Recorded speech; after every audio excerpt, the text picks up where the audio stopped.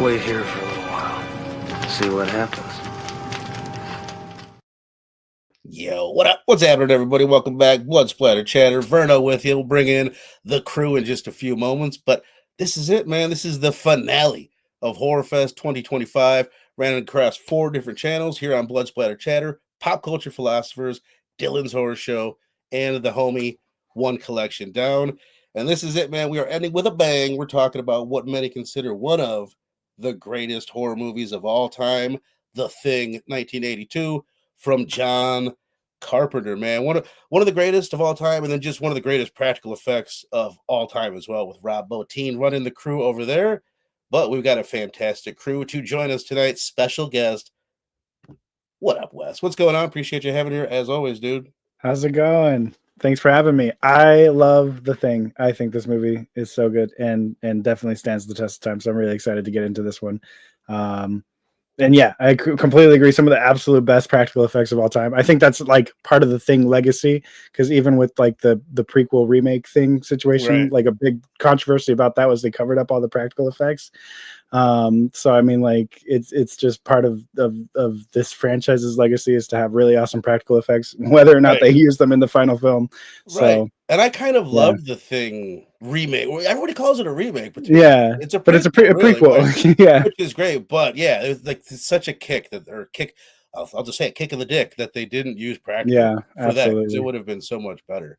Yeah. But speaking of being so much better, can't get much better than The Missing Link. My dude, what's happening? Appreciate you being here. Fresh off the Chucky franchise review last night over on PCP where we did together. But what up, my dude? All right, man, ready to cover this classic. It's interesting you guys bring up the remake / prequel. So when I saw that in theaters when it came out, and I thought it was solid. Like, I still think it's a solid movie, but the more I've seen the OG over the years, the more I realize I don't want to call it lazy, but it's like I think it's like with that weird territory where it's like a requel. It's a prequel, requel, sequel. Totally. Which in a lot of ways it makes sense, because when they go over there to the other site, they kind of see what's about to happen to them, right? And then it happens. So it's like I think it's a good way to do it. But to me, and we'll bring up Stu in a second, where they miss out on there is really the paranoia bit. They didn't pull that off nearly as well. In the prequel. One scene that really bugged me, it was like they telegraphed it so loudly, was the earring bit in the 2011 one. Totally. You know, I've only seen that once, dude. I want to do it soon. I know. What up, man? What up, Big? What up? Joining us. Just getting off a big stream over there on Pop Culture Philosophers as well. Best comic of the month stream. But my brother, how you doing, man? What's up, bro? I'm great. Happy to be here to talk about this incredible film, incredible filmmaker, and I've always loved Kurt, man. I really ever since I was a kid, his Tombstone, Kurt Russell captured my heart, and just like getting older and going through his back catalog and like really seeing his relationship with John Carpenter. Carpenter's been amazing. So interesting you bring up Kurt Russell. This rewatch, I was thinking, I was like, what is the appeal about Kurt? Like, because I think everyone loves Kurt Russell as an actor. He's got such an appeal to him, like it's a charm. It's like he's got this everyman thing to him. It's like you can throw him in any fucking role and it works for him, because he's just a dude trying to make it, and he just happens to be like a badass. He's got a great, like, cool voice too. Yeah. Cool voice. There's a few times in this where like those piercing blue eyes, like they do all the acting for him. You know what I mean? Like, he's got that look. He wears a beard quite well. And the hat, the whole look. Oh my god! Yeah. He says when he looked at that, he's like, "Okay, you're kidding. Like, where's the real fucking hat? Like, clearly I'm not wearing this hat. So where is the hat that I will be wearing?" They're like, "No, that's you." It looks like something out of a scary, like, scary movie type thing. It does. But he pulls it off. I expect the hat to keep on getting like bigger and bigger throughout the movie, like that bit. That would be amazing. This is such a deep reach. You guys seen Prometheus, right? Yeah. You know, Idris Elba's character, wasn't he wearing a cowboy hat? You think that was like a shout out to I don't fucking him know. being a pilot, or Kurt Russell's character? Dude, I finished up that movie and it had me so deep in thought, and then we talked a week later and I'm like, bro, I remember nothing about that movie. I've seen it once and recently. But let me bring this up real quick, just to shout out to people. This is what we're doing next week. All 3 of us, I think all 4 of us, I believe, will be there for that. And we also have Jalady and Brooks from Go Figure Reviews, Robbie from Pop Culture Philosophers, and Fable from One Collection Down. And we're basically going to talk about the highlights and lowlights of the Horror Fest that we just got through. We're going to play some trivia games, and we're going to give some shit away in particular. And I brought up a picture because I feel like when I show the masks right here, it never does them justice.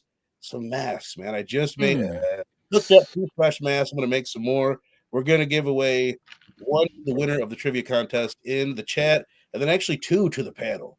We'll talk about the details of that tomorrow. Yeah, I'm wearing my mask in the kitchen tomorrow, bro. Yeah.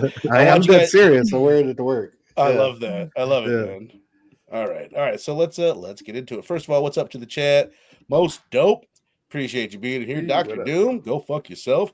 Metal, no, I'm just fucking love you. Metal Elf, dude, what up, bro? How you doing? Slasher Fred. This is, I think, what makes the thing such a classic is that it's about the paranoia never and lets fear up of the difficulty to tell friend from foe. Absolutely. That's what there's so many movies that are like it, but I don't think there's any that do it as well as this. Like, do the paranoia. We can't trust anyone. Invasion of the Body Snatchers. But for me, this one does it better than all of them. Slasher also said, hard to believe that when the thing first came out, it was not well received. It came out the same year as ET. Isn't that interesting? Yeah. Like, people hated it. Like, a lot of people will say that. ET came out, I think, like a week before or something like that. Excuse me. And everybody says, like, no, the America and the world, we were just in the mood for cuddly aliens. And this was I always find that fascinating with, like, so I guess technically would be like a cult favorite, you know? Like a cult following. Like, I think it was pretty quick though. I don't know, don't quote me on this, but I feel like it, like what I read earlier, it came out on VHS and became a cult classic. I feel like it wasn't like years and years later. It was kind of like a pretty quick thing. People came to realize like what it was and how damn good it was. I was kind of find that interesting though. Like, what is it about a film, song, whatever, that doesn't resonate at the particular time that will years later or whatever, you know, like what's the movie that we've seen recently that we were like, nah. Right, that's gonna have a fucking big deal years from now. Right, and it sucks in the way that it like really torpedoed Carpenter's career for so long. Like he said it. I saw some interview where he said he's still getting over it in like some way. Wow. Some ways. Like that sucks. That like. Because it was like considered a flop and all that stuff, and he was riding that high from Halloween. I don't know. I feel like that's really crazy. I'm trying to think of what he did between. He did Halloween, and then he did The Fog, and then he did Escape from New York, a non-horror movie. Big Trouble. Right after that, he does The Thing. Yeah, and I think Christine and Big Trouble came after this. But the big thing is it kind of made him want to steer away from practical effects. Because a lot of the critics were like, he just made a gore movie and blah, blah, blah, and really kind of looked down his nose at it. And it's a shame that he listened to them. Yeah. Because I would have loved to see like some more of this. And I don't know about Christine, but hell, fuck yeah, give it to me and Christine. Give me more of this in all of his movies after that. You know, it's funny you bring up practical effects. This movie had me really questioning how movies are made these days. It's like movies in particular have more, in general, have more of a budget than this movie had. Right. And somehow it's more cost effective to use CGI.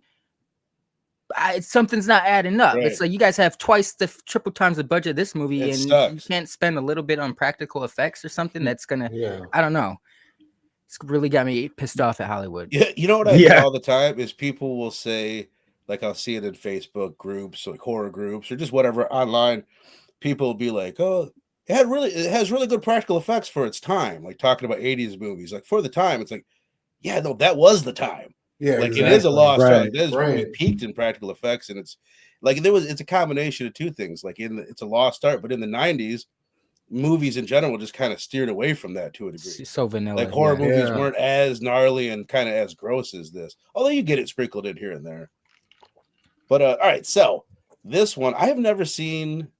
The OG movie, which is The Thing from Another World. Have any of you guys seen it? I have. No. Yeah. How is it? How is it? I've always wanted to. I watched it. I got to give you the context. Verno this maybe resonate. I watched it like 2 years ago when I was doing Scarpet and Dylan show. Okay. And we had recorded an entire episode only to find out that it wasn't streaming. Like, so we're in that the whole time. I've done that. Okay, yeah. I've done that. Well, so that kind of soured my experience on the film. Like, I wasn't, I was still getting into horror and shit at the time. And I was like, all right, this old school film. after that, I have to rewatch it. I'll say that. How It'd do be you like like a it, Wes? first watch again.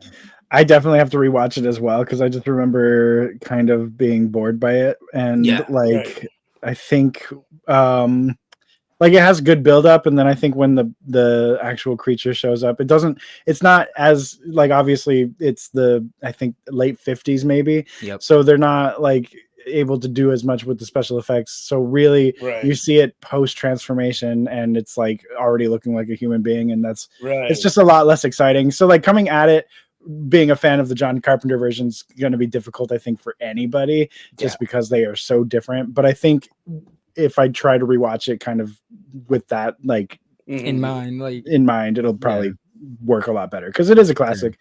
So, you know, and I'm sure it deserves its place as like this is 50s. interesting.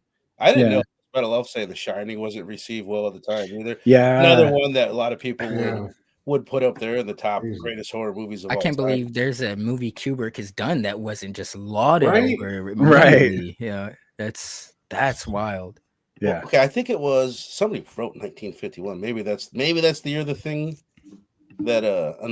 from Another World came out. I know it's in the 50s, but like in the special features, what John Carpenter is talking about. Again, I haven't seen it, but what he's saying is in the movie they kind of make the thing into more like of a Frankenstein type creature. Mm-hmm.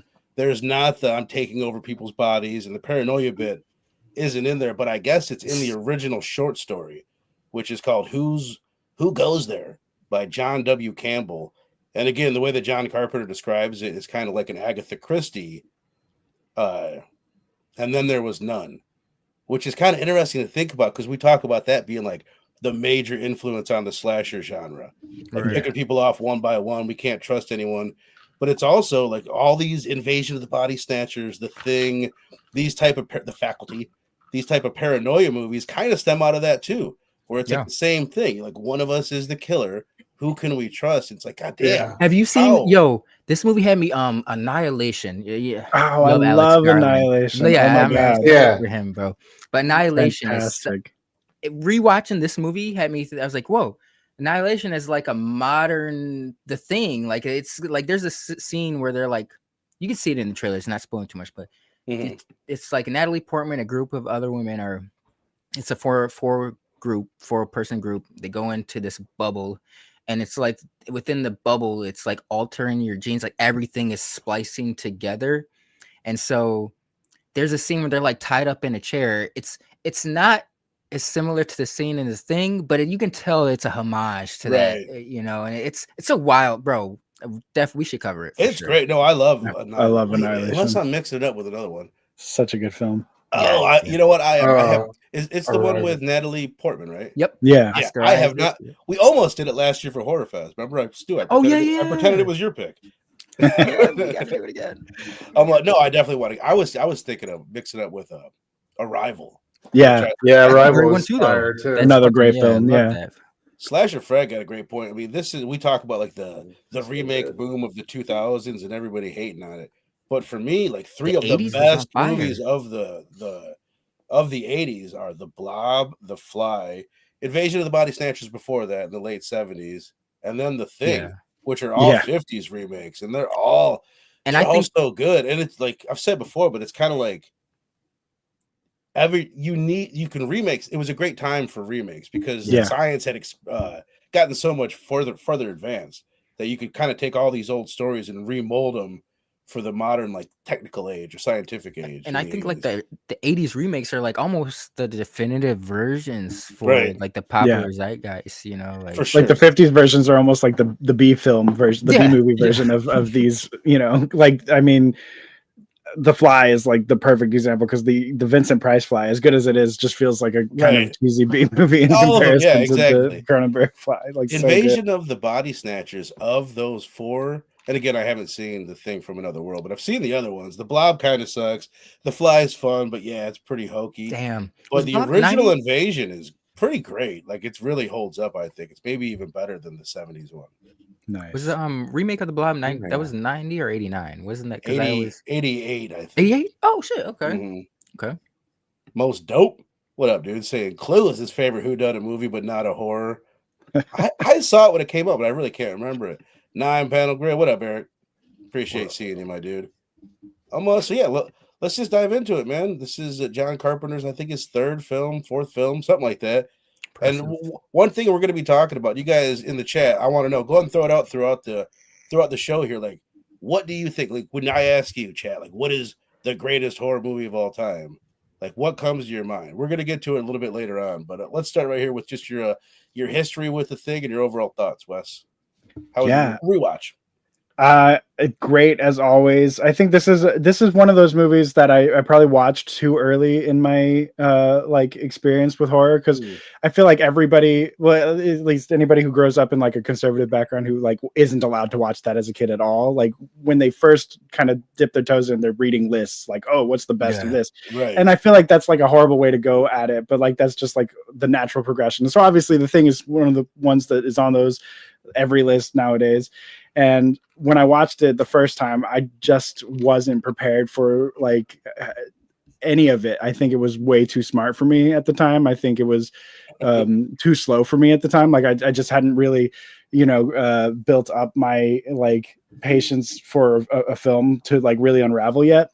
So like it's a film that every time I rewatch it, it's just better every single time, like, because nothing can compare to the first time, because the first time was just like I just wasn't ready for it, and so every time since is just like fantastic. And like especially like with these remastered versions coming out, I remember the first time I saw it was like on DVD, and I think it kind of looked like crap, right? And I've never even seen the 4K. I just have the Arrow video. It's just the regular. I'm sure it looks pretty great though.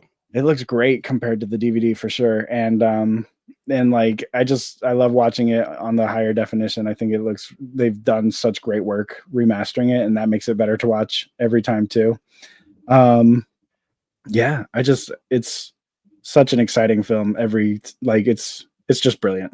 It's really well done. And it's this is what, like, I kind of the same thing. Like, dude, I honestly think that and I was just talking to you about this, like, I played the video game back in 2002-ish when it came out, and I don't think I saw the thing. I don't think I'd seen the movie. Maybe I'd seen bits and pieces of it, but I honestly feel like the first time that I really watched it was like 6-7 years ago, I think. And it was the same thing. Like, I didn't know what it was going to be, and I remember being like, holy shit, like blown away by the practical effects, which we'll get into next after we do this. But that was like the thing. Like, I did not know it was going to be that intense and that well made in that way, and just I don't know, everything about it, the paranoia, everything. But what about you, Link? What's your history? How was this particular rewatch? So I kind of think this film is a little weak, but no, I'm just kidding. I was like, damn. This show just got interesting. Yeah. I used to, UPN used to show all these 80s classics movies like every Sunday, and like Wes, I think I saw it at a young age and wasn't ready for it. But like you, Verno, played the video game first on the PS2, got it a couple years later from my Xbox. It's like one of the only physical copies I own. And I was aware of it. I had seen it around there, but it wasn't until honestly the requel 2011 is where I went back and watched it and like took note of it. Like I had remembered certain scenes, but I wasn't really engaged with the overall story up until that point. Which is the great thing about remakes, because that is one of the big benefits. That it gets you to go back and check it. Yeah. Somebody samples a song, it kind of gives some new life to it's being sampled. Kind of the same thing. It introduces it to a new audience, bro. Yeah, I can agree with that. But like Wes, like every time I watch this is like I appreciate this movie more and more to like the umpth degree. Like it's. And I guess this is one to really glaze over, but this is like it's a perfect film, perfect horror film. Like it's up there for me on the Mount Rushmore. What I love about it is like the paranoia never lets up, like it starts off and it doesn't take its foot off the gas. Not even when the film ends, like you're still left. It's like, what the fuck is going on? Right. And yeah, like you said, Verno, there's like maybe films that do this, but don't do it as well. And it's, I love this film. Masterpiece. Hell yeah. I don't know why I feel the need just to say, again, we need, because we've mentioned some Invasion of the Body Snatchers, The Faculty, these movies that do what this does. There needs to be that vampire movie that That's the main focus. Is he a vampire? Is she a vampire? Or is she not? And as far as I know, like, it doesn't exist, and it's so right there. Like, they look just like us. They're like a monster that is a human. They could be hanging out with you. And I feel like they kind of did like a tiny little bit, like it was just like a scene's length of it, but it was like that in Sinners during the garlic test. But like, That's it's when we literally brought it just up. that scene. Yeah. Yeah, that's when I think I the talked about it faculty. originally. Yeah. Yeah. Like, I'm not, there's so many watching this. There's so many movies. I was like, oh, so many movies borrowed from this. Like, Yeah. in a weird way, like Super 8. Like, just very seldomly, it's like the space spider monster in that movie is trying to build its fucking spaceship from random parts throughout the town, kind of like The Thing. Mhm. There's just so many movies. Annihilation, the chair scene. I was like, oh, there's so many movies that tip its hat to John Right. Carpenter's thing. Metal Elf saying some of his GOAT list: The Thing, the Evil Dead series, The Shining, Reanimator, Suspiria, and Psycho, all fucking bangers. Hell yeah. that's All the list bangers right there.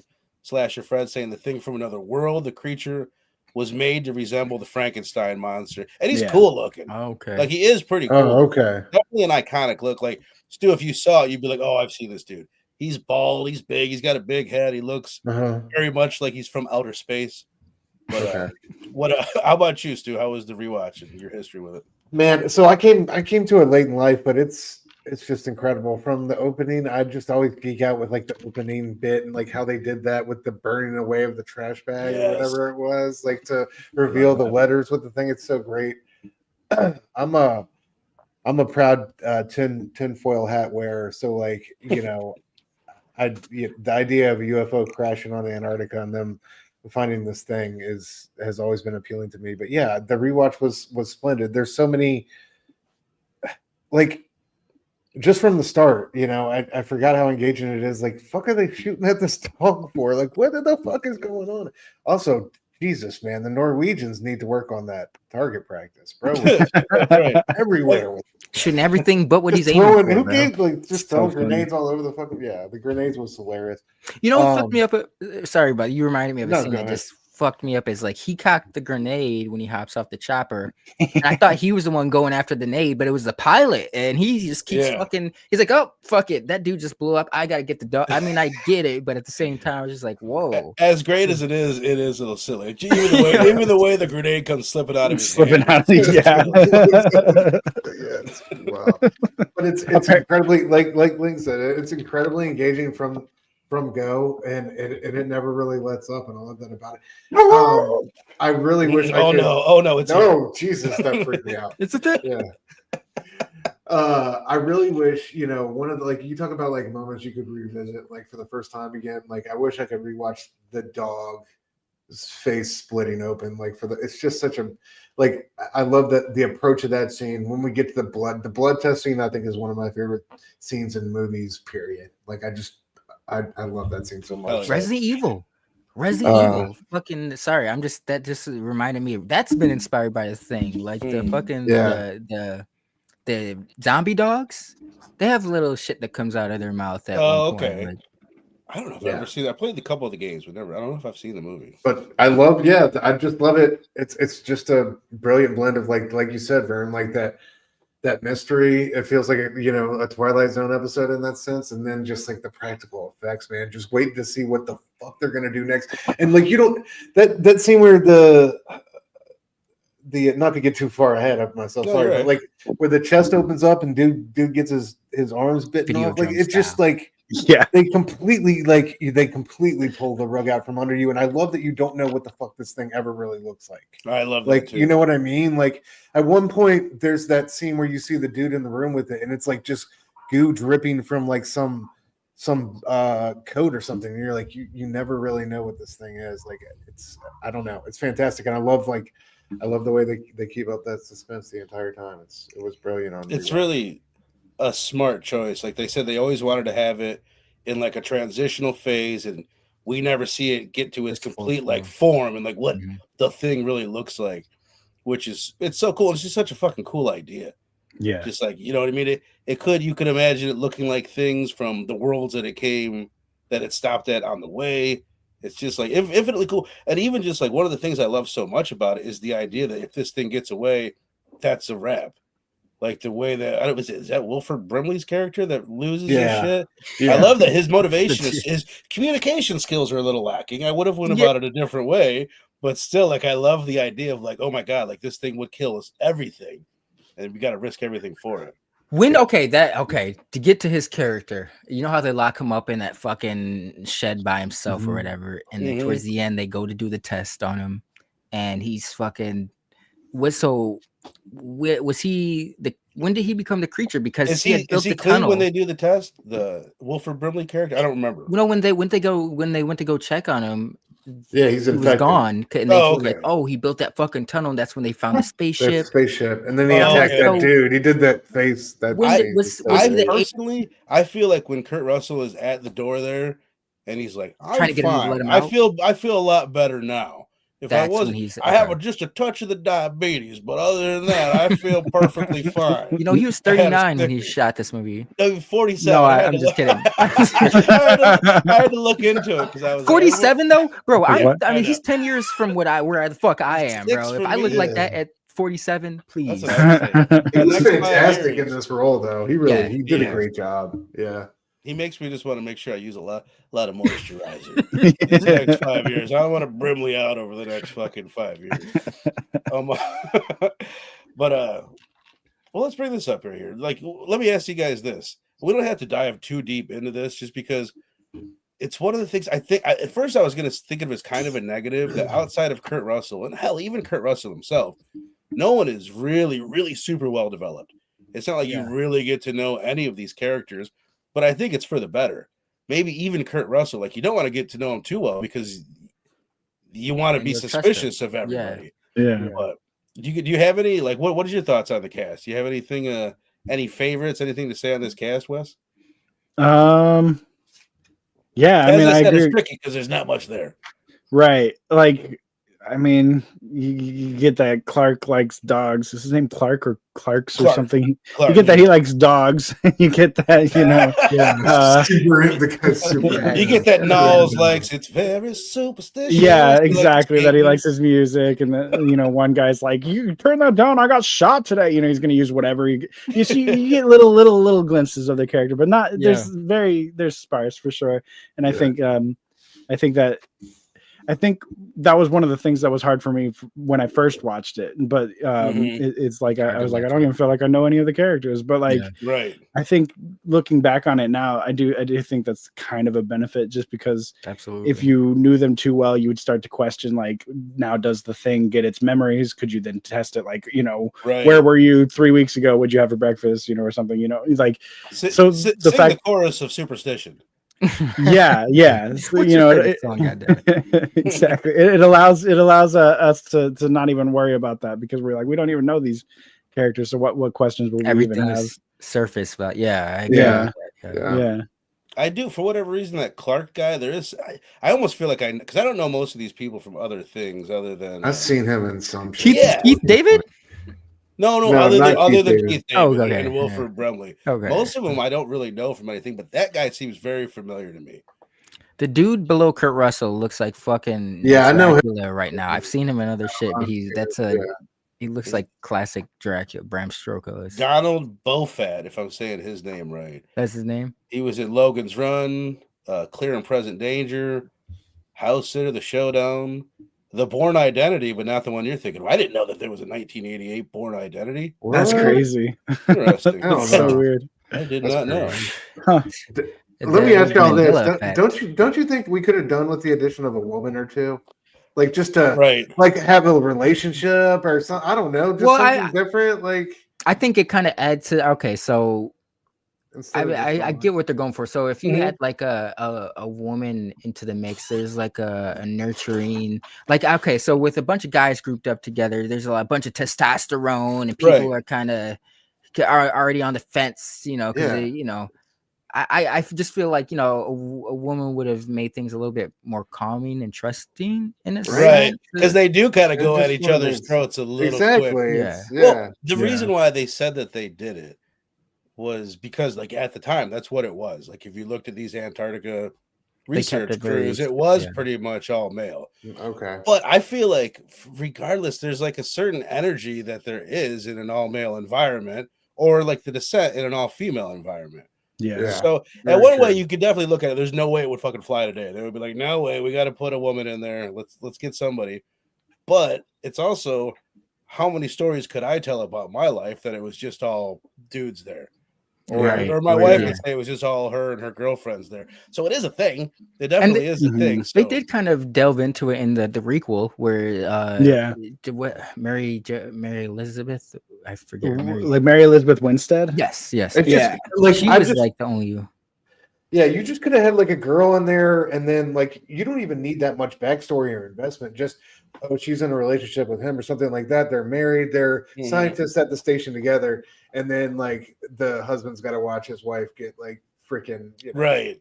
Some I mean, things happen to her. I think there could be some interesting things for like a lone woman scientist on the on the base. With all like that could add some paranoia for her. Yeah. When all this starts going down. I would like to see like if not just like I would like to see an actual remake where they do that, incorporate and that is interesting too. If it was just one female, that's almost more interesting than there being three. There's something about that too that you can, like you're saying, Wes. Palpable Easy fear. 9-pound grid saying nothing is better than watching this with someone seeing it for the first time. That chest opening scene always gets a reaction. Which, by the way, I don't know if if you guys have seen this, the way that they did that, they just got a man that was a double amputee who had no arms past his elbows, and they put like a mask of the actor on him, pretty much. And they had it just chop off these fake arms. That's wild to me. I'm thinking they did some crazy extra expensive shit, and it's just an illusion essentially. Right. Like that's that's. That's what they used to outthink him. They were so like I don't know the fucking word, ingenuitive.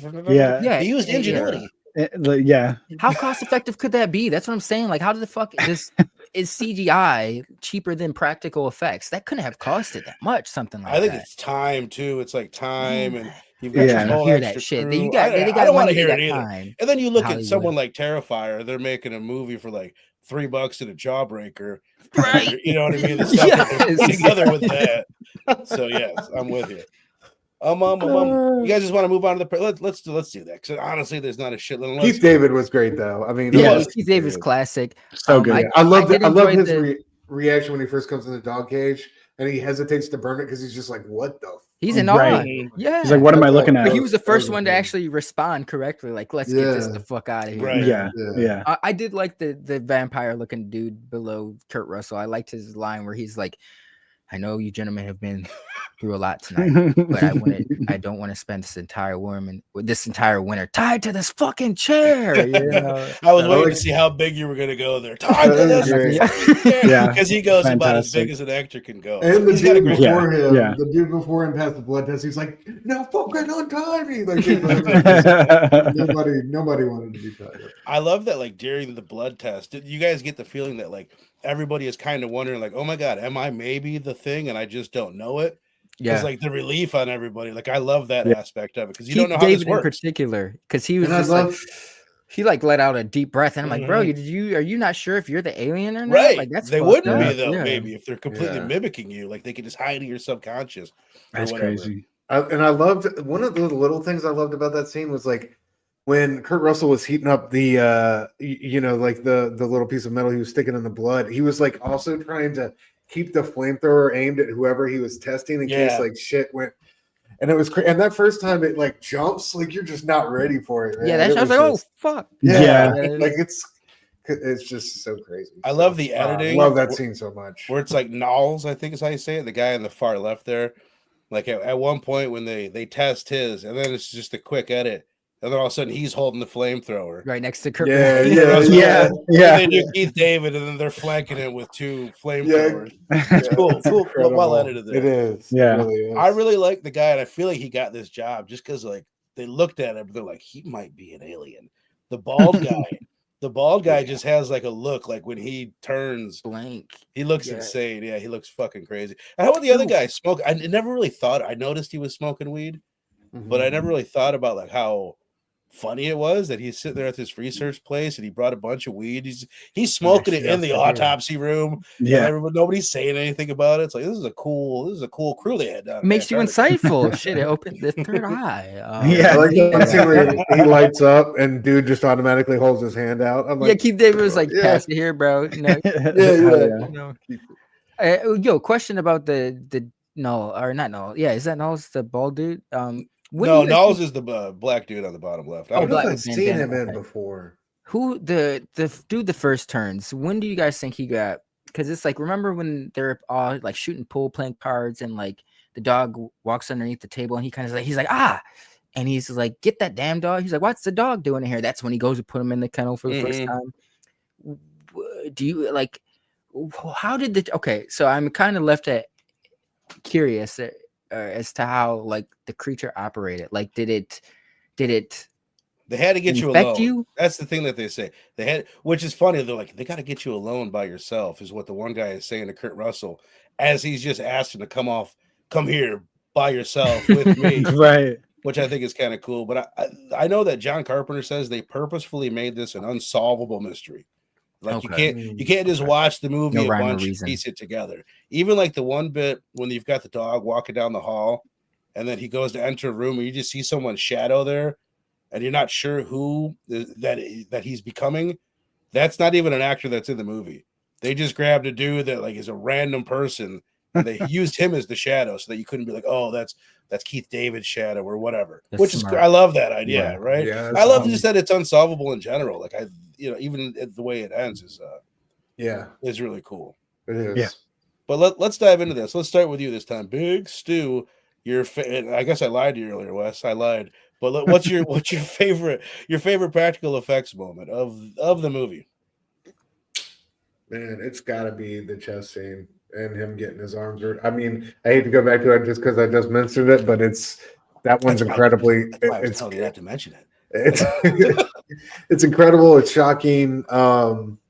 It's like it just like the way the thing kind of transforms like after that moment and like progressively gets crazier is nuts. And it's like, and it's in that moment where it's like kind of like Kurt Russell versus everybody else, right? But then he's got the flamethrower and he kind of saves the day. So it's like, I don't know. I just love the way that scene goes down. But yeah, it's a completely blindside you in the best way. It's chaos after that. There's so many great moments just in the next like 5 minutes of the movie right after that scene.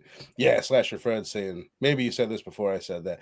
It's also like they talk about in the special features, that dog, just a great little actor, that dog. Just the way it walked down the hall, it looks in the one room, and then it kind of makes its way to the other room. Like it's so hard to get a dog to do. I love that scene when they were flying over ahead of it at the very beginning. Like the dog kind of like I think it was instinctual, but I just like it.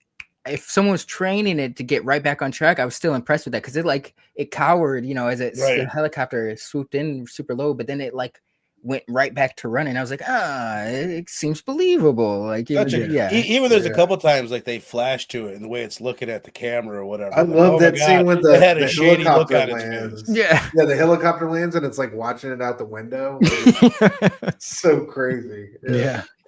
What about you? Like, what's a special effects moment you want to highlight? You guys in the chat too. What's your favorite like practical effects bit of the movie?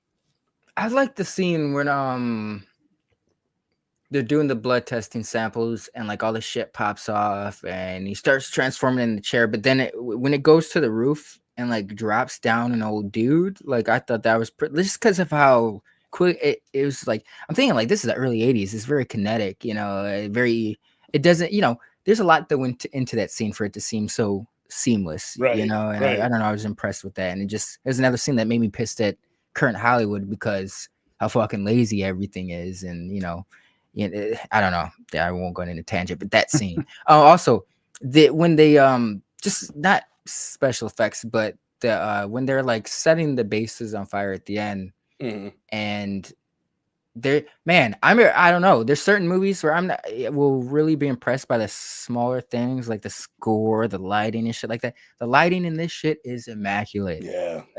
I don't think people understand how hard it is to get a certain look where it's shadowy, but you can still see distinct features and shit like that. You see what you need to see, but you get the idea that it's a dark place. And there's just like the color palette, they were using like a lot of orange and blues. Yeah. That I love anytime Kurt Russell's face is lit by his torch. Yes. You know what I mean? Yes. It's such a good look. I love the like this to the lighting. Like I love the scene when they first, like the dog scene when they come in and it's just the flashlights on it the first time you see it. Like I love it. They did that. I thought that was fuck yeah. Yeah. That bit where they're out in the snow. Hold on, sorry. I'm distracted by reading. I'm debating, like, do I put up this now or do I let Wes give his? How about that? Wes, what's your favorite practical effects moment?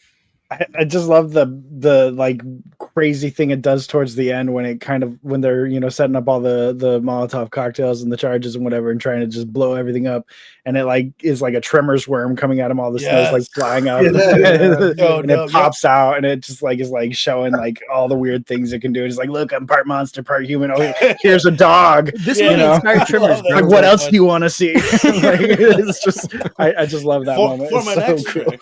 Yeah. You know how they did that, which is another one that's just so cool. Like the way that they did that, they pretty much got like an Indiana Jones and the Temple of Doom type ball, if that's the right movie. Amazing. The Raiders of the Lost Ark. Raiders of the Lost Ark. I knew I was wrong. I was wrong. I got like a giant ball and they just let it loose and they rolled it down like a path. And they made it big enough to blow the boards off and shit. That's awesome. That's such a clever way to do it. And it leads right up to Kurt Russell. Like he's right there above the wall. It's so damn cool. That's another one of my favorite bits. Like the look of the monster. And he's got the giant monster head with the teeth, eyes just randomly all over his body. So gross. I know I mentioned earlier Rob Bottin, but I should have said it when we got to the practical effects. He like was hospitalized after this movie. I guess he worked 6 to 7 days a week, 12 to 18 hours a day for a year, which is another thing. I guess they had a lot of time linked to kind of go into what we're talking about with like part of the problem. Now they gave them a lot more time than what we would normally have, like in modern times, to pull this shit off. They had a whole year to do all the practical effects, but so much he was so tired that he ended up getting Stan Winston in to do the dog bit, which is probably most commonly brought up when people are talking about their favorite parts of the movie. So that's Stan Winston that did that whole bit, which easy was highlighted. So the dog scene is so gnarly, always harder to see something happen to an animal. Hell yeah. You know what pissed me off about that scene is there's that one wolf in the corner that I guess there was some false hope or expectations on my part. It's like I was like, okay, it's not on the fence, it's gonna get out of there. But then the alien fucking ghost particularly starts squirting that shit at the dog. I'm like, leave the dog alone. So crazy. And you know that dog legit did not like that. No, it was very unhappy. That was Jay's heard. Hey, did you get the mask, man? I'm really hoping you say yes, because I have a feeling you're gonna say no, and that's gonna suck. So let me know. The mask definitely should have been there. I'm gonna look for this tracking code if it didn't. So let me know. Did you get it? If he didn't get it, I feel like he would have said that would have been his introduction, to be honest. Yeah, he's like, where's my mask at? Where the fuck is my mask? I don't know. I have a feeling. Hey, what up, man? What up, Rob? He says, okay, TOD is the best indie movie. I can't let that BS slide. TOD. Temple of Doom? Oh, okay. Which is that? The second one? I think so, yeah. Okay. I actually am a huge fan of that. What's the Shia LaBeouf one? Oh, I don't know. I thought that's the one he was talking about. Okay. What is that one called? Crystal Skull? Oh, yeah. Yeah. What up, Tuga? I don't know if I saw you in here, brother. I don't know if I saw Pedro, you. what up, bro? The mask. Good, man, because I was honestly worried. Yes. I'm gonna have to ship you I was planning on it. If you didn't get it, I was gonna make you another one and ship you another one. So good, man. I'm good all as well. By the way, Jace, you are not disqualified for next week when we do this. You've only won one this year, so you have an opportunity to win another one. I'll make you, if you just got a part 4. So if you want something different, I'll make you something different. I'm gonna have to figure out how to do something else next year because I'm running out of my little gimmick that I have. All you guys are gonna have a fucking closet full of Jason masks. You gotta master another. I gotta make this interesting somehow. Another famous psycho from the ground up. I don't even know what this means. Stu coming live from the dentist office. He's trying to tell me I'm not an official YouTuber because I don't have neon lights behind me. That's hilarious. Yeah, He's not a follower. He's a leader. He's a leader. Yeah. Other practical effects moments. I got a few written down. The one just like part of the dog bit when it becomes the hand and that like 3-fingered hand reaches up and crawls up. I love that. The boulder bit we mentioned. The autopsy, just that split face thing, I think is one of the most iconic and like coolest designs in the history of cinema. So fucking cool. Just like, I don't know, there's something you could just imagine what happened there, which is why the prequel is such a good idea because it leaves so many like questions, like what happened at this other day. And I love that moment. He's pulling out he's like, what we have here is a perfect set of organs, and then he like looks back at the face. He's like, what the fuck is going on here? Like, I just love that. The real similar thing when they're in the autopsy. He's open up. It's like, oh God, oh no! And he pulls his like head out with all these teeth. It's so insane. So it would have gross. been one of the most fun movies to work. I mean, I'm sure it was strenuous and a bitch, but just to know, like, you can make some wild stuff. Like the idea is that they could, I don't know. It's a good question. If I had to because guess, I know it wasn't in fucking Alaska or Antarctica, but I was like, man, they seem like they're really there though. Yeah, they're really out there. Sorry, that was my Kendrick Lamar. We're really out here. Dental hygiene is important. Hashtag justice for Stu. See, you don't need neon lights everywhere you go. Enjoy this. Even though I bring these with me everywhere I go. Dude, yours are sick, and you got that beautiful Halloween glow. I'm jealous. I'm I shooting. need to step my game up. What I'm going for, baby. You're a professional. Where are we at in this fucking bitch? Let me see. What do I want to get into? We've talked about the cast, the practical effects.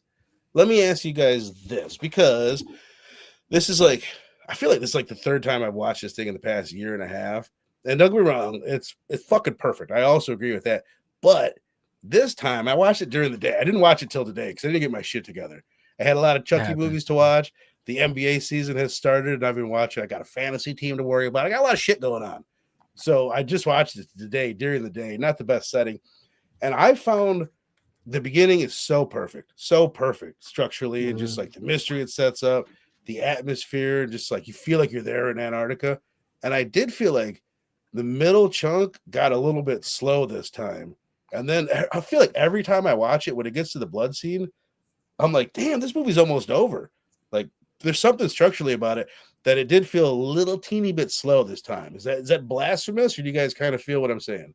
I don't want to say it's blasphemous, but for me, it was like kind of like, I don't want to say it. It feels like it's, I don't know, not rushing towards the end, but it wraps up a little rather quickly. Right. Like, something about the end is like, it's like you need one more event or one more thing could have happened, or I don't know, or even the blood test to happen 15 minutes earlier.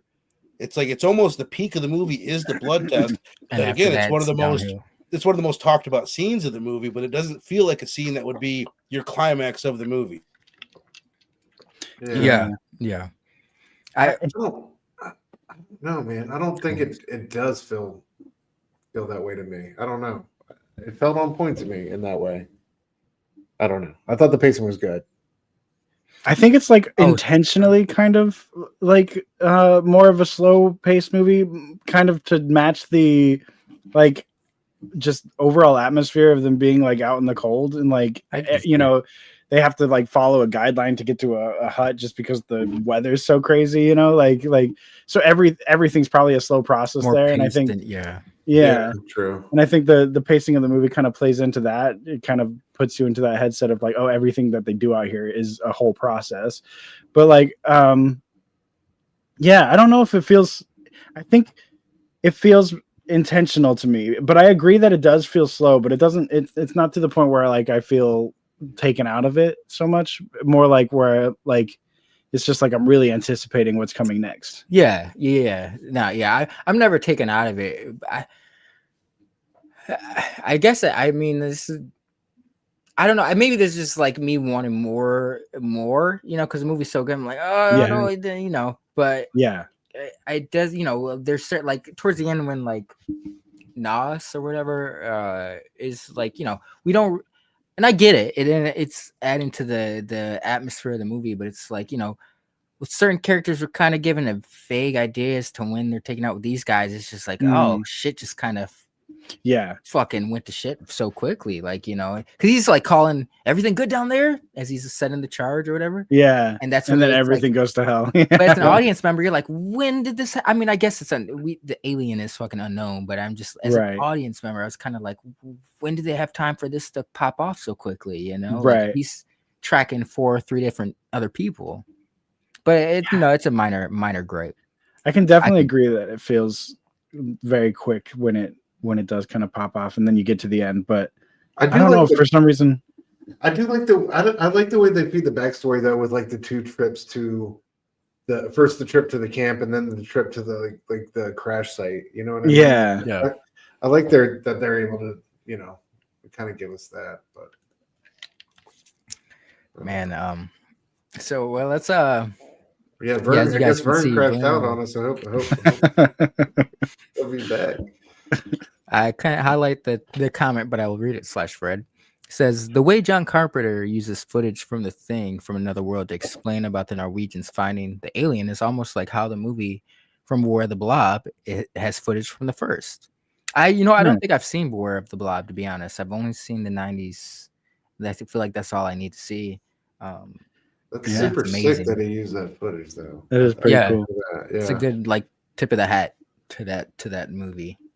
I've heard a rumor. I don't know how valid it is, but I heard that when the movie was released in Norway, it was like spoiled for them because the Norwegian guys like screaming, "Don't trust that! It's not a dog." I was curious about that because I was thinking like when he's like yelling at them, I'm like, all right, so what if someone does understand German or Norwegian? And it's like, is he actually speaking legit or is it just blah blah blah blah blah, nonsense? But I get, that's interesting that they. I don't know. I'm curious. What their viewing experience was, since they kinda knew off rip that I was like, oh, this guy was valid, They're like immediately suspicious of the dog. Yeah. Y'all need some act right. Like, how are you coming into the camp like this? Like, y'all need to check yourself.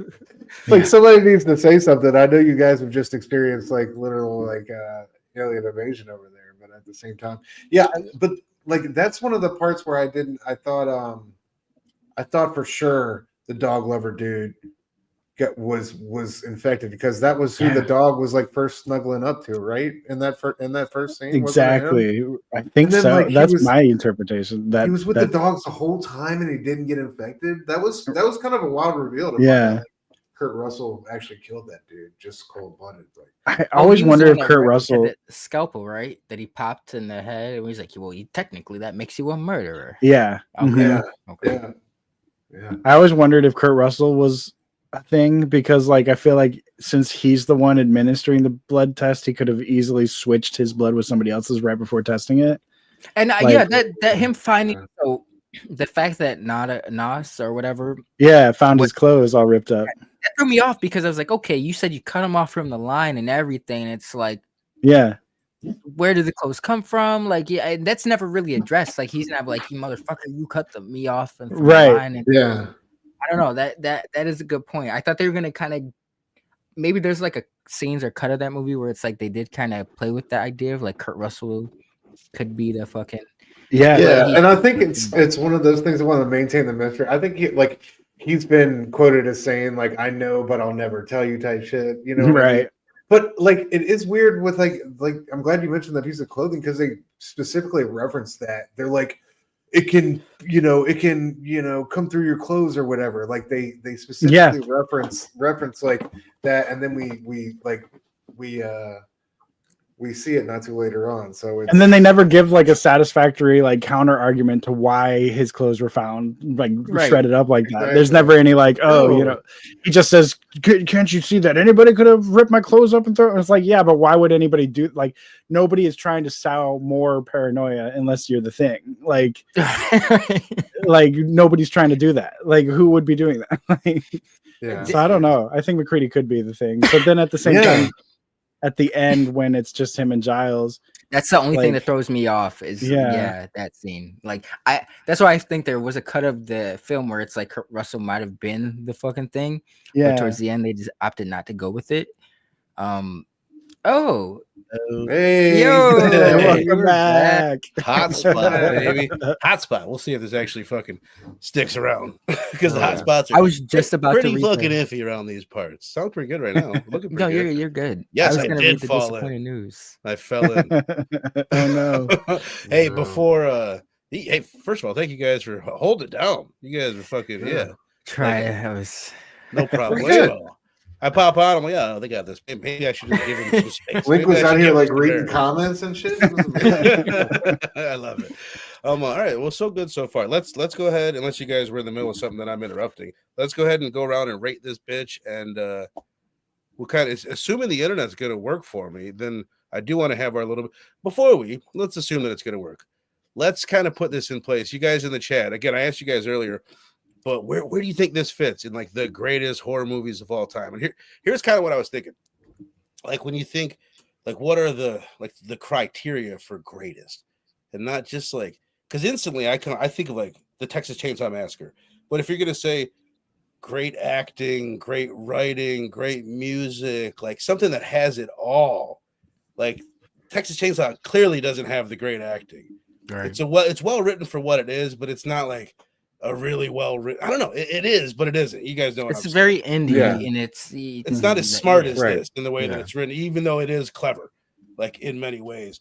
So like instantly I go to a place like I used to always say Halloween, but in all reality, it's you know what I mean? The deeper I get into this, the more I realize like, damn, Halloween is not even like my top 3 maybe of all time. So like I'll just throw out like honestly the surprise one. I'll give you my fuck, why can't I even think of the terminology for it? My hot take would be Carrie. Carrie would be the one that would be like way up in my top 3. It's so well written. It's so well acted. The music is so good. It's so interesting in the way that Carrie's the villain and she's the antagonist and the protagonist of the story. And that is like, what other movie does that well? But there's The Exorcist, there's The Shining. But where do you think, Wes, starting with you, like what are some that you would say that are your favorite, like the greatest of all time? Yeah. And then where do you think this fits in the discussion? Because a lot of people would have it at number 1. There's been times when I would put this as my number 1. Yeah, I'm so tortured by this question all day long. I don't even like. I think I have ideas and of what I would definitely like kind of put my Mount Rushmore would definitely be more than 4 heads. It would be like so Right. many. A Medusa, Mount Rushmore. Yeah, basically, yeah, just like billions of heads on this mountain. But like you know, The Exorcist, The Shining, The Thing, you know, these are all fantastic movies. The Fly, like there's just so many, and like it got me really thinking. And even this year, you know, with Sinners, and last year with The Substance, and like I just think horror movies are still going strong. You know, like I don't think the genre has even reached its peak yet. Like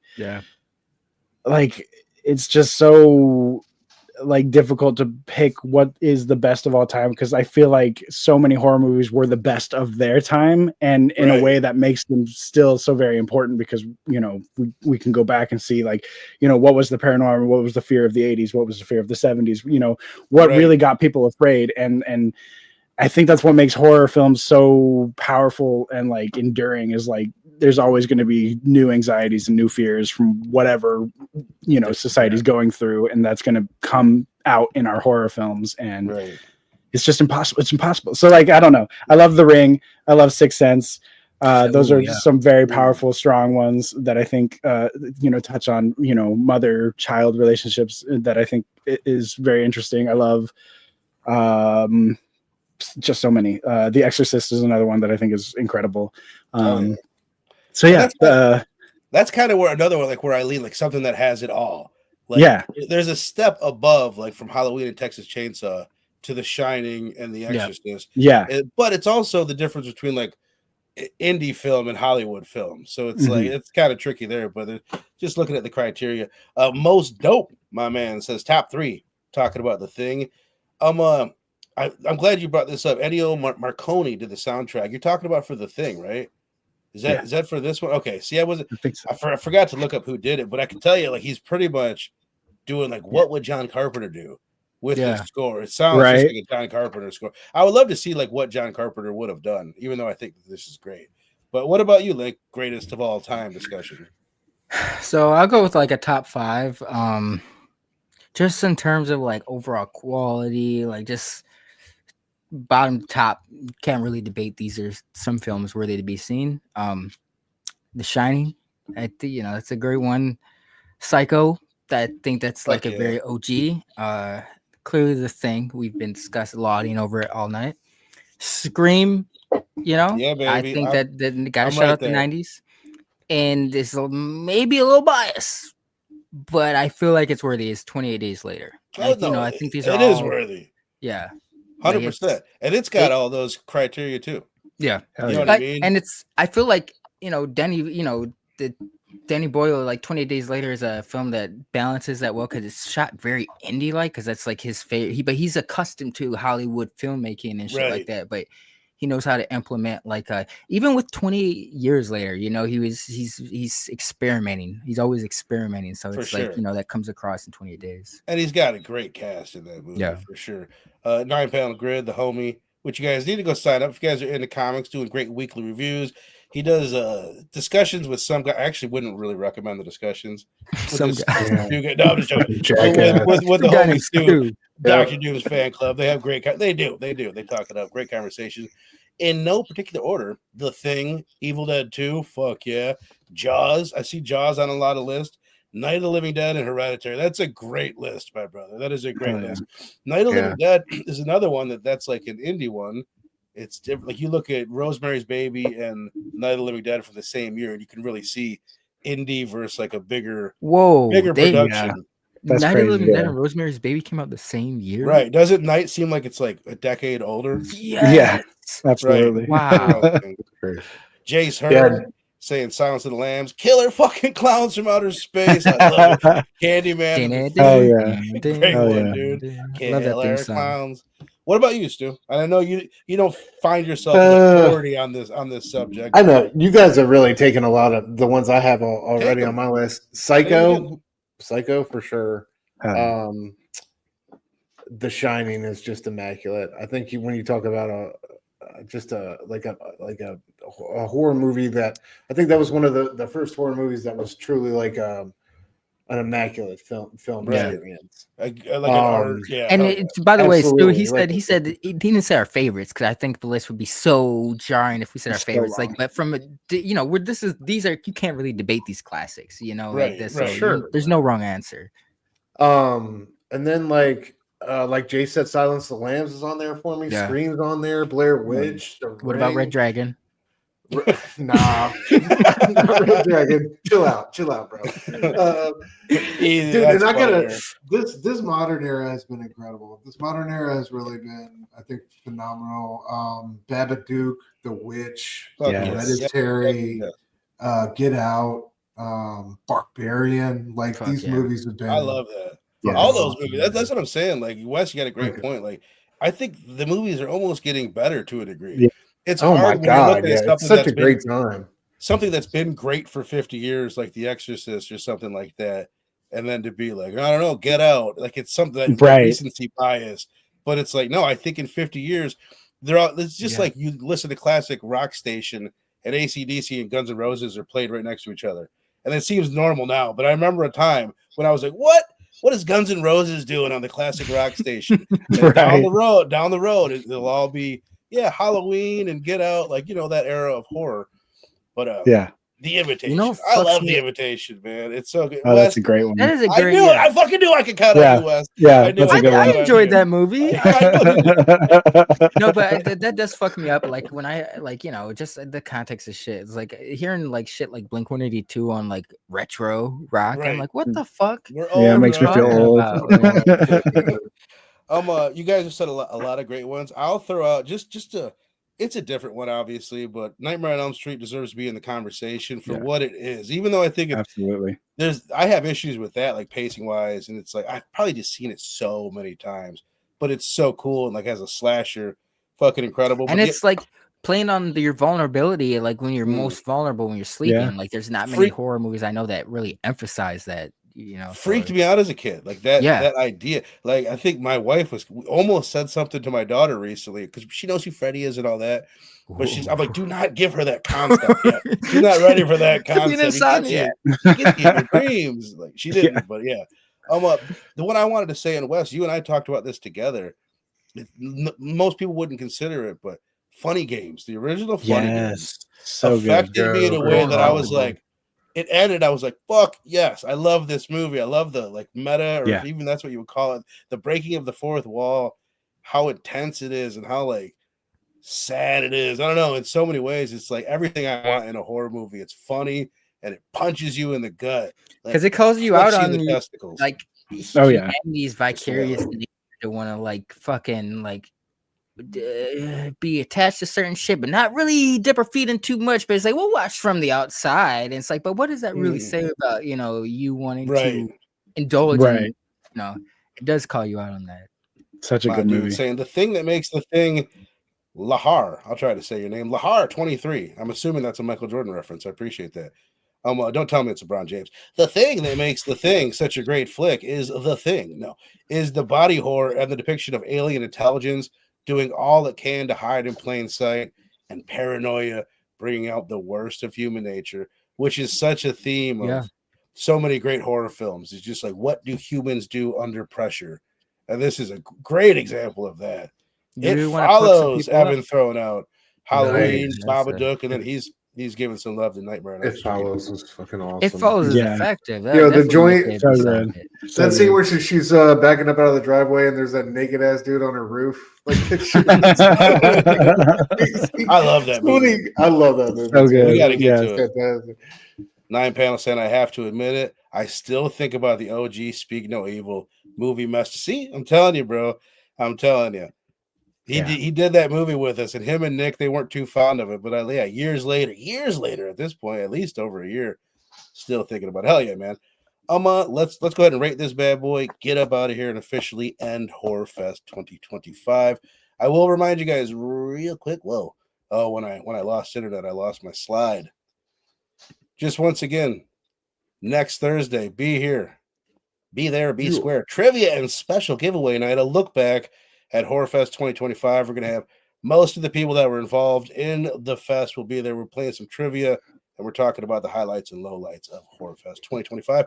And we're giving out a Jason mask to the winner of the trivia in the chat and on the panel. So really excited about that. These are my favorite shows to do. And hope to see you guys all there. Hope you guys win some masks. And let's go ahead and rate this bad boy.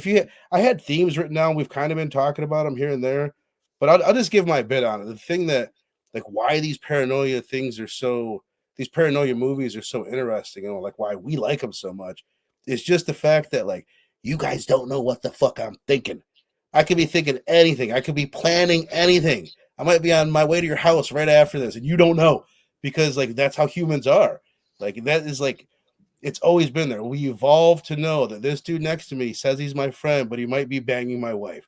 He might be planning on killing me and stealing my wife and kids.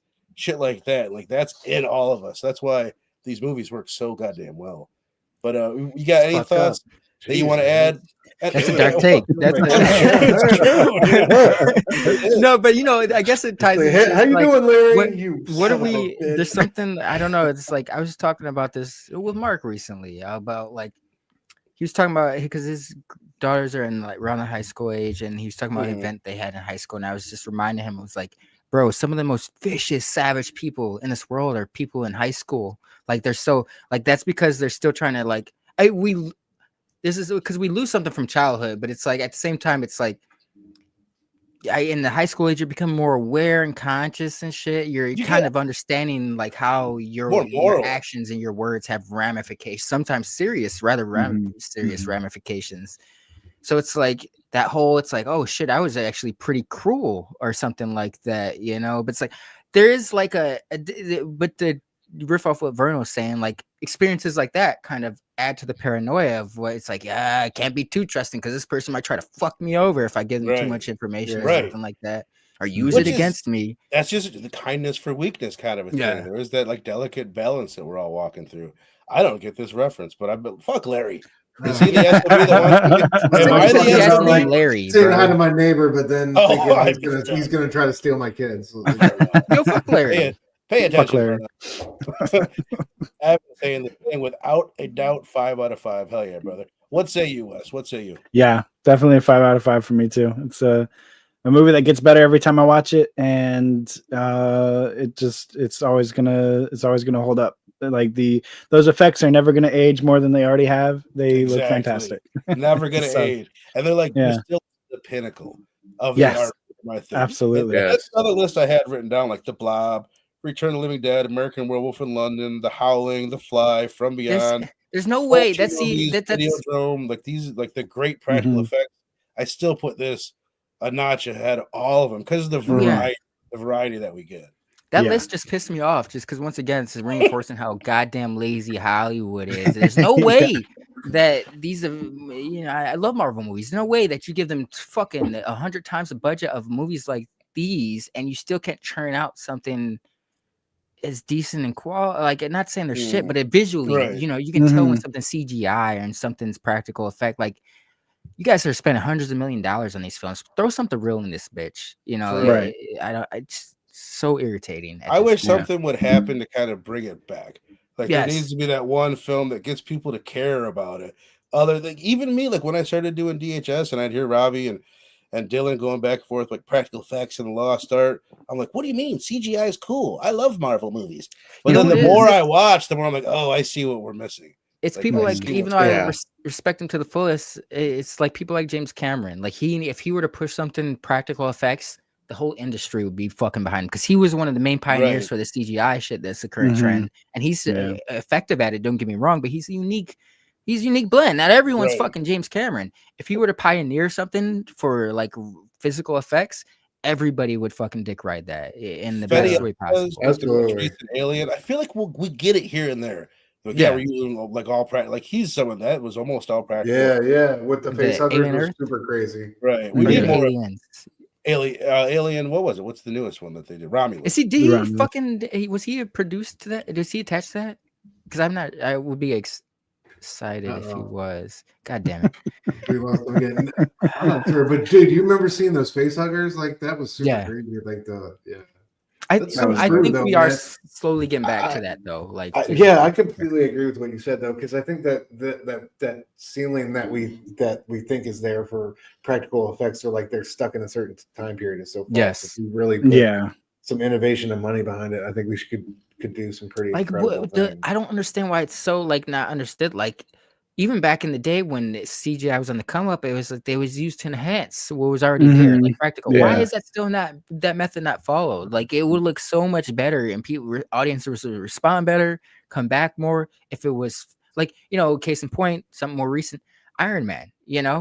They used way more practical base model suits in the first couple of Iron Man movies as opposed to his later couple Marvel appearances, and you can really tell. It's like, that goes across the whole spectrum of film. Like practical effects with the enhancement of CGI are always going to win. Full CGI shit, unless you're like Michael Bay, James Cameron, it's almost a fluke. Not everybody's going to pull off what they can pull off when it comes to CGI. And debatably, some of their shit kind of, I feel like we're like in this like weird era where they just test screen everything and then they want to rewrite it if it doesn't like blow everyone's socks off immediately, and so they're like constantly rewriting these scenes and the animators have to rush to reanimate them, and then we get like this rushed hack job. And I think the reason why Michael Bay or James Cameron is doing so well is because I don't think he does that so much. I think he has a storyboarded story and a plan. And his animators aren't rushed because that's always the plan. But that's what I'm saying. Like, everybody can't. Vern, if you can finagle your way back on, I will. It's I don't know how we're gonna end this stream for you. I know we're all stranded on the stream. Exactly. But yeah, I don't know. I think with horror too, because like I think where practical effects really sing, or like when you have scenes or that are close-ups or close proximity, things like that. So I think that's why it's uniquely uniquely suited for horror, because like so many scenes are up in your face like that. So There was I mentioned to you recently, Stu, but Overlord, bro, like that came out 2018. So good. That's a fucking amazing movie. That not many So people have good. seen that. It's a great example of like you can still use CGI, but have practical effects in there to it's. And I feel like they use way more, like it's CGI driven at the beginning, but for the most of the movie, it's practical effects with the enhancement of CGI, and it's so much better for that. Like I don't know why I don't know. It irritates me. Like I'm always it pisses me off. Like I've known this about Hollywood since ever since I saw Spider-Man 3. Immediately in the theater, I had written a better scene as to like the symbiote finding Peter Parker. I was like, you fucking introduced J. Jonah Jameson's son in the second Spider-Man, said he was an astronaut. Right. Why didn't they do that? Why didn't he bring it back? That would have made so much more sense. But instead, we get like Peter Parker sitting in the middle of a park. He's the only person in the world who has powers at this point, but somehow this alien suit lands right next to him. Right like next to him. Yeah. that, but it's shit like that. It's just like, how are people getting paid millions of dollars for this to do this shit when you got fans that could come up with something better off the top of their dome for free? Right. It just shows how corrupt the system is. We really need to put our foot in the door, fellas, because I feel like at this point we're just giving these guys ideas. Yeah, exactly. You gotta stop giving away the free game. Exactly. Oh yeah. Exactly. Blake, do you have a rating for it though, bro? Yes, come on now. This is this 5 out of 5, man. Absolutely. I wish I could try to be edgy and I can't, but this one is puts foot on the gas and never lets up. Like from jump, from the shooting at the dog to the very end of the film, the paranoia it sits with you heavily and it never leaves. I don't know many other films that really evoke certain emotions and shit like that all the way through. So it's like, here we are like 40 plus years later, still highlighting how amazing this film is. That it's got to be noted. So yeah, it's easy 5. Yeah, I think I'm right there with both of you guys. It's a 5 out of 5 for me. I think the bizarreness of the intro into the horror and the shock of what's to come, and just all the mistrust and paranoia, who's really infected, what is this thing, and how does it even work, the abundance of mystery that we never really get the chance to solve. It's always, I think that speaks to like what Wes said about it, like every it's almost better every time you come back and revisit it, because it truly does stand the test of time, not only with like the practical effects and all that, of course, but like I feel like the story and the writing and the structure of it's really sound. So 5 out of 5 for me. I agree. Hell yeah, I agree. Yeah. All right, so how should we end this bad boy? I don't know. I think we can't end it until Vern comes back, or it won't save. I'll keep trying to go. Let's read off some comments from the chat. Starship Troopers 2. Any fans? Laharo 23 asks. I've never actually seen them. I feel like I've seen it back in the day, but Starship Troopers 1 is the one I've watched on repeat. I know there's like, I think there might be like 3 or 4 Starship Troopers movies, but I've only seen the first 2. 1 numerous times. Fuck. Keep trying, Berno. Now he'll be all right. I think we can leave the studio and he can figure it out on his phone. Marvel movies and a lot of 80s movies were made by fans for fans. That is true. But I mean, I think there's a little difference. I think there was like a creative juice going in the 80s across the spectrum of film, where everything, whether you're a fan of whatever, there's a lane for that. Now it's I feel like the 80s were fans by fans, but now with the Marvel movies, maybe it started off that way, but there's definitely a commercialization or a Hollywood touch to it, where it's like they have a formula they're following, and it kind of ties into what Wes was saying about the constant rewrites. Like, they want to make it universal. They don't want to make it for a specific audience. Like, and I think 80s that's where it differs. Like 80s had it's you're either gonna hate it or love it. It was made for a specific audience, as opposed to now it's watered down until everybody kind of gets it. Yeah. Byron, I feel like you can get back on though. I don't. All right, because I don't think it'll say. Will it? There's this short He'll be film. okay. He'll be okay. Yeah. Yeah. I know you've been doing a lot. You had a long. It'll save. Like I think what he can do, if he still has phone service, he can just get onto StreamYard on his browser on his phone and in the stream that way. So yeah, I think we should be good. Wes, I'm sorry I cut you off. What were you going to say? No, you're good. I was just going to say I'm trying to find it on this. I'm pretty sure it's on this Arrow video release, but there's like a short film sequel where the world has been overtaken by the thing, and they're doing a test. Really? Yeah, and it's like the blood test scene. What's up? Hey, what up? You guys, I'm on my phone. Now, how do I end it? Oh, I see a button that says we can end it. All right. So you guys all rated it? Yeah, we all rated it. I appreciate you guys. You guys are doing great. You guys, I'm trying to read some comments. Maybe I shouldn't. If you guys could direct any horror movie sequel, what would it be? The one that is allowed to end at the end of it. How about that? Pumpkinhead. I don't know. I would like to do the remake of this one. But let's wrap this bitch up. Yeah. Man.